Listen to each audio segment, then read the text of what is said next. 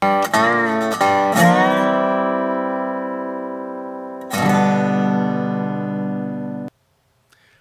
and welcome to today's Coffee with Craig. It is Saturday, November 4th.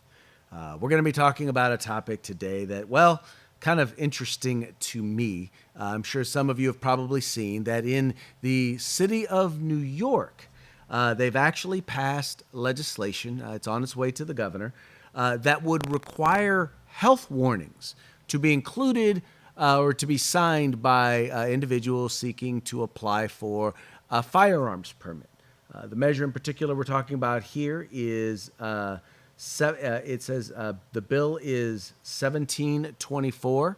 And the measure basically that requires basically anti-gun propaganda to be included as a part of a warning that goes to those seeking to purchase firearms.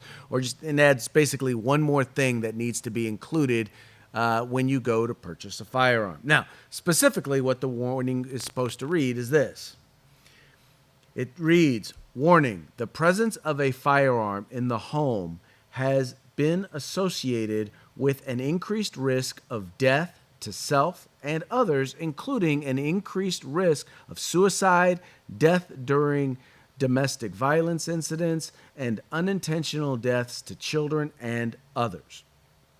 Now, the interesting thing about this particular measure is, if you stop and you listen to the New York City Council Speaker, Melissa Mark Viverito, is that they act like the firearm is just going to just jump up and just shoot somebody.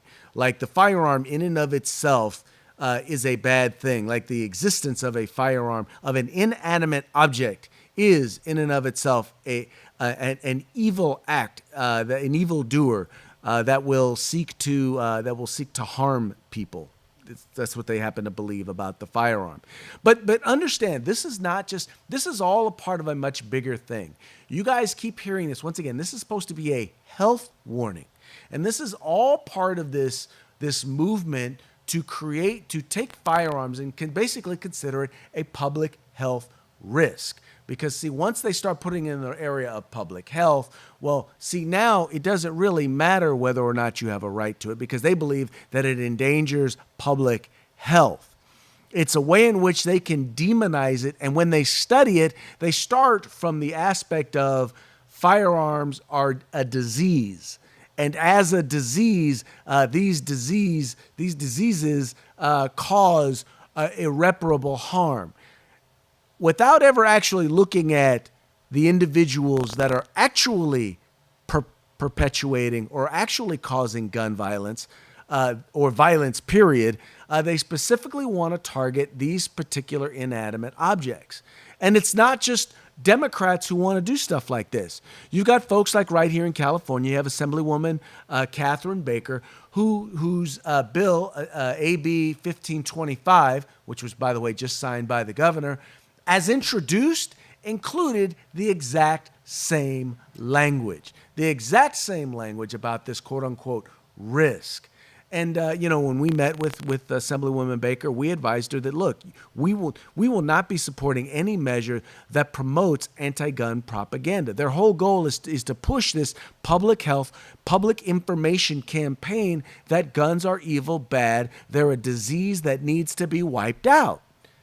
That's their attitude. That is their belief, and that the only ones that ought to have control or access to firearms is the government. Just like they should be the only ones that have access to diseases like Ebola and anthrax. Because, well, we all know that governments use disease, or in this case, use firearms. They use them well. So they're all well-meaning. So therefore, they ought to be able to have access to these things. Folks, I don't think so. I just think that we really ought to start taking a look at things like this. See, it's one thing if you want to promote information about firearms. I happen to be one who does believe in promoting firearms safety. But this doesn't promote firearms safety. This scares people away from owning a firearm. At least that's their attempt.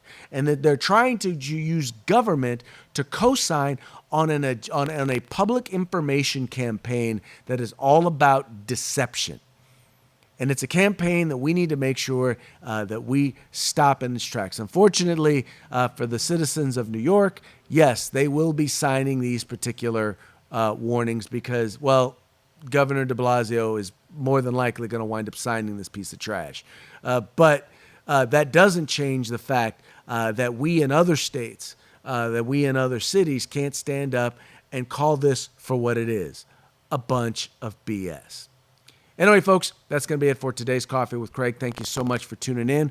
We'll talk to you again tomorrow. Have fun, be safe, stay free. If you like our videos, follow, subscribe, like, and share.